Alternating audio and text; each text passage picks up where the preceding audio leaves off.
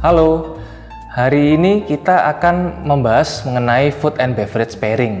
Nah, food and beverage pairing ini sudahlah bukan hal yang asing di dunia food and beverage, ya, di industri food and beverage. Nah, food and beverage pairing ini juga sudah ada berpuluh-puluh tahun lamanya. Nah, alasan kita untuk mempelajari food and beverage pairing adalah untuk yang pertama untuk mengeksplor dan mengasah kreativitas kita dalam mengkawinkan makanan dan minuman, karena makanan itu adalah ingredients-nya dan minuman itu kita jadikan sebagai seasoningnya. Yang kedua adalah untuk menjadi guide untuk diri kita maupun orang lain dalam mencari best of the best-nya minuman yang cocok untuk dimakan dengan makanan yang akan disantap. Nah, kan sekarang ini food and beverage pairing ini cukup challenging. Kenapa?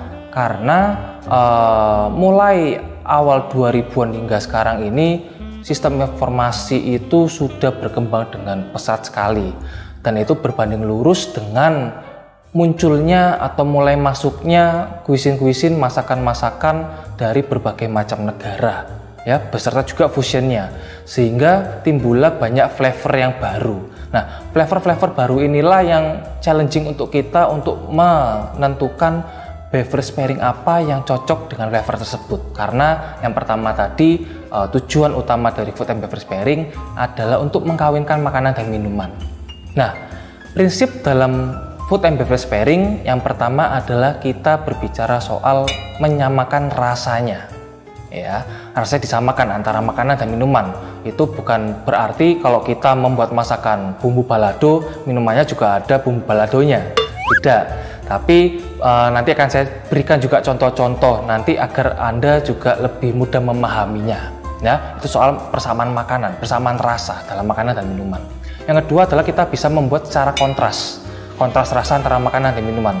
Tapi untuk kontras ini tentu harus dibarengi dengan beberapa poin dan juga alasan penting kenapa kita membuat minuman yang memiliki rasa kontras dengan makanan tersebut. Mungkin tujuannya untuk pertama untuk membalancekan makanan, ya, atau yang kedua untuk merefresh palate kita, seperti itu. Nah, dalam mengkategorikan makanan saya memberikan 3 kategori, yaitu yang pertama adalah light meal, yang kedua adalah heavy meal, dan yang ketiga adalah dessert. Nah, light meal dan heavy meal ini bukan berarti kalau light meal berarti makanannya ringan atau sedikit, heavy meal berarti berat, tidak. Namun kita bicara lagi soal rasa.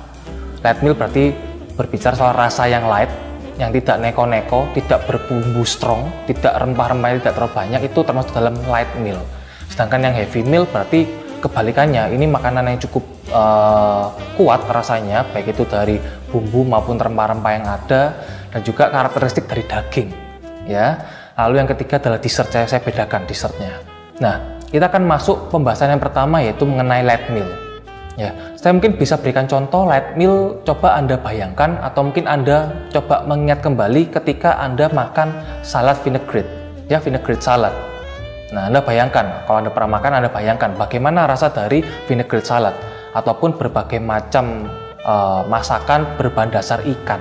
Nah, kedua contoh makanan ini merupakan contoh dari light meal.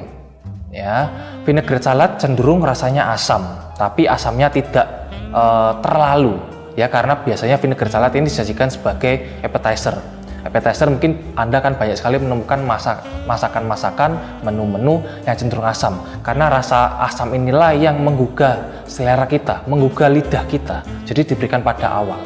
Nah, untuk contoh makanan light meal seperti ini, seperti vinaigrette salad dan juga berbahan dasar ikan, kita sangat-sangat cocok sekali untuk bisa mempairingkannya dengan minuman yang bahan dasarnya juga sama-sama asam. Tapi ingat bahwa tadi saya bilang light meal ini adalah rasanya yang tidak terlalu strong, otomatis jangan membuat minuman yang terlalu asam.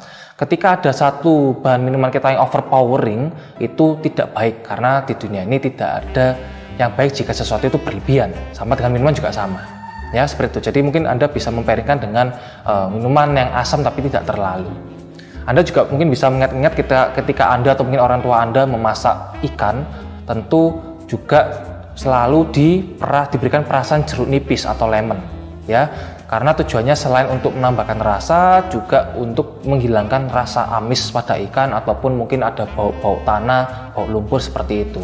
Nah, Jadi minuman-minuman yang asam tadi sangat-sangat cocok sekali, teman-teman. Lalu untuk light meal juga tidak ada salahnya jika Anda mau menggunakan minuman berbahan dasar sparkling. Ya, bisa sparkling water, sparkling soda, itu silakan saja. Karena dalam food and beverage pairing mungkin secara klasik kita hanya mengenal minuman yang dipairingkan adalah wine. Tapi zaman sekarang yang saya bilang tadi, ketika flavor itu muncul dengan banyaknya, otomatis jenis beragam minuman bisa kita jadikan sebagai beverage pairing. Mau dari wine, dari spirit, dari cocktail, mocktail, ya, coffee, tea, even air mineral pun bisa kita jadikan sebagai pairing di sana. Seperti itu. Nah, itu contoh tadi dari light meal. Sekarang kita beralih ke heavy meal. Nah, di heavy meal ini saya berikan beberapa contoh, yaitu yang pertama masakan yaitu steak. Ya, Anda makan daging merah, red meat, steak. Nah, steak ini jika kalau Anda juga makan yang mungkin lumayan fatty, Anda menggunakan bagian sirloin, kan itu rich sekali rasa dari lemaknya. Nah, untuk makan steak ini kita membutuhkan minuman pendamping yang memiliki rasa tannin. Ya, karena tannin ini yang akan nge-break richness dari fatty tersebut. Nah, tannin itu kalau kita bicara soal non-alkohol di sini, Anda bisa dapat rasa tannin itu dari buah delima, ya, ataupun cranberry. Mereka punya rasa yang tannin. Dan steak juga bisa sangat-sangat cocok banget kalau Anda mau padu-padankan dengan berbagai macam buah-buahan seperti kiwi, orange, apricot, ataupun plum. Tapi yang perlu diingat bahwa ketika Anda membuat minuman untuk steak ini, jangan membuat terlalu asam atau ada asamnya banget, ya. Memang kalau Anda bahan dasar tadi mungkin pakai kiwi, pakai mangga, pakai plum, itu boleh-boleh saja, tapi ingat jangan asam yang menonjol. Ya, seperti itu. Nah, lalu contoh makanan kedua selain steak yang kita bisa bilang heavy, mungkin Anda pernah makan juga, yaitu pasta Alfredo, ya, Alfredo pasta. Dia juga lumayan heavy. Kenapa saya bilang heavy? Karena dia creamy. Nah, tekstur creamy inilah yang membuat makanan tersebut dikategorikan sebagai heavy, ya, creamy. Mungkin Anda makan beberapa suap sudah enak karena heavy-nya. Nah, untuk pasta Alfredo yang tidak terlalu creamy, Anda bisa menyamakan, ya, menyamakan untuk membuat minumannya juga yang sama-sama creamy, tapi bukan berarti Anda menambahkan heavy cream ke dalam minuman Anda. Anda bisa cari yang sama-sama creamy berbahan dasar dari telur, berbahan dasar dari susu. Itu boleh banget. Karena telur dan susu ini akan menambahkan body pada minumannya. Kalau kita bicara soal body pada minuman, berarti body itu berarti teksturnya, ya, teksturnya yang kental. Nah, kalau Anda bicara light body, ya berarti teksturnya nggak kental banget. Kalau kita bicara soal heavy body, ya full body, nah itu bicara soal teksturnya yang lumayan pekat. Nah, tapi misalkan Anda sudah merasa bahwa masakan Anda yaitu pasta Alfredo Anda terlalu creamy. Nah, jangan Anda paksakan membuat minuman yang creamy juga, karena pada dasarnya itu nggak akan harmonis. Ya, pada akhirnya juga Anda akan lebih cepat enak. Mungkin Anda bisa membuat minuman juga yang asam, tapi ada tapinya. Ini bicara kita soal prinsip kedua, yaitu membuat kontras. Ya, di sini Anda membuat kontras, membuat minuman asam, tapi pastikan bahwa asam tersebut asam yang light, benar-benar light. Jangan sampai Anda makan pasta Alfredo, Anda sandingkan dengan margarita. Kalau Anda tahu margarita itu rasa asamnya luar biasa, yaitu nggak akan nyampur karena sama-sama kontras, nggak akan harmoni. Rasa asam yang light di sini ditujukan untuk bisa nge-clear palate kita, ya, nge-clear lidah kita juga, sehingga kita bisa makan lagi. Nah, itulah yang kita cari ketika kita mempairingkan makanan dan minuman, agar saat kita mendapatkan dining experience, kita bisa benar-benar mendapatkan peak experience every time. Nah, itu tujuannya. Lalu contoh ketiga untuk makanan yang heavy meal, ini juga mungkin nggak asing, bahkan mungkin Anda setiap hari makan, yaitu gorengan. Ya, makanan yang digoreng itu termasuk kategori heavy meal. Saya rasa juga di beberapa belahan negara manapun mereka juga mengenal makanan yang digoreng ini, dan mungkin salah satu makanan favorit. Nah, makanan yang digoreng seperti ini malah kebalikannya dari Alfredo. Ya, kalau di Alfredo saya tidak menyarankan Anda membuat minuman yang asamnya terlalu banget, tapi untuk makanan yang gorengan ini saya menyarankan Anda membuat asamnya yang lumayan tinggi. Ya, karena asam yang tinggi inilah yang betul-betul bisa membersihkan rongga-rongga mulut Anda dari makanan yang oily tadi karena digoreng. Ya, Asam juga sangat-sangat cocok banget buat goreng-gorengan. Misalkan Anda makan juga fish and chip, Anda juga pasti menyadari bahwa ketika Anda makan fish and chip biasanya juga ada diberikan potongan buah lemon. Ya karena itu bisa menyeimbangkan rasa di sana. Minuman juga sama, Anda bisa ikut di sana. Jadi memang kategorinya mau Anda bikin asam, minuman yang manis, minuman yang sedikit bitter, ya itu boleh-boleh saja, tapi Anda harus mengenal juga flavor dari makanannya. Karena saya ulangi lagi bahwa minuman ini kita itu menjadikan minuman sebagai seasoningnya, ya. Jadi kita juga harus samakan dengan makanan yang kita bikin. Nah itu tadi 3 contoh untuk makanan heavy meal. Sekarang kita beralih ke yang terakhir yaitu dessert. Dessert sekarang ini beragam banget. Dari yang tidak terlalu manis sampai manis banget semua ada. Ya, dan juga bentuknya macam-macam. Mungkin kalau yang paling populer Anda tahu ada sweet chocolate cake. Itu manisnya lumayan. Nah, Anda tentu tidak ingin makan sweet chocolate cake ini dengan sesuatu yang asam karena nggak akan nyambung. Mungkin sweet chocolate cake ini akan bersanding dengan baik jika Anda mencampurkannya dengan minuman-minuman manis ataupun berbahan dasar susu, sama juga dengan brownies, ya. Jadi nggak neko-neko, susu pun bisa Anda jadikan sebagai minuman pendamping yang baik, ya. Mau susu seperti itu saja atau susu olahan yang mau Anda olah lagi, Anda kembangkan lagi, itu boleh banget. Lalu yang kedua, mungkin Anda juga menjumpai ada apple pie, ya.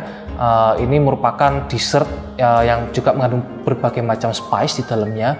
Ini juga mungkin akan sangat-sangat cocok ketika Anda padu-padankan dengan minuman yang berbahan dasar mengandung tannin juga. Seperti tadi cranberry boleh, buah delima boleh, maupun buah-buah lainnya. Ataupun juga berbahan dasar dari kacang-kacangan.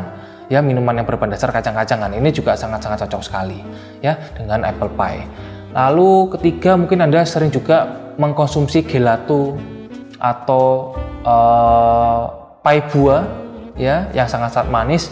Ini juga bisa cocok banget kalau Anda padu-padankan dengan berbagai olahan minuman sparkling ya, yang segar atau yang berkarbonasi. Itu boleh banget di sana. Jadi memang dessert itu semuanya manis, tapi kita perlu mengenal lagi karakteristiknya. Ya, apakah yang manisnya kebangetan ini cocok dipadu-padankan dengan yang asam atau tidak, atau bagaimana, itu Anda harus mengenal makanan terlebih dahulu. Ya, dengan kita mengenal makanan kita akan mudah memperingkan minumannya yang cocok itu apa. Ya, oke, baik. Sekian teman-teman, Anda sudah belajar mengetahui bagaimana tujuan kita memperingkan makanan dan minuman, bagaimana karakteristiknya yang berbeda. Jadi semua itu saya harapkan bisa memudahkan Anda dalam menemukan pairing yang cocok. Mungkin dari teman-teman ada yang memegang prinsip bahwa apapun makanannya, minumnya teh botol sostro, misalkan gitu. Nah, ya itu tidak ada salahnya. Karena kalau kita melihat lagi, kalau Anda lihat ya, teh botol sostro itu selalu dipadu-padankan dengan makanan Indonesia. Makanan Indonesia itu beragam, kaya banget di Nusantara. Tapi mungkin sebagian besar makanan Indonesia mungkin yang kita kenal banyak yang mungkin bersantan, banyak yang oily, yang goreng-gorengan, ya. Sehingga ketika Anda minum dengan teh yang mengandung ada tanninnya, itu cocok banget, bisa nge-refresh palet Anda. Tapi kan ketika Anda sudah berkecimpung dalam F&B bisnis, ya saya rasa mental Anda tidak hanya apapun makanannya minumnya teh botol sostro, tapi bagaimana Anda bisa mengeksplor kreativitas Anda. Ya, sehingga Anda betul-betul bisa mendapatkan peak experience every time Anda dapat dinner experience. Nah, jadi sekian dari saya. Terima kasih.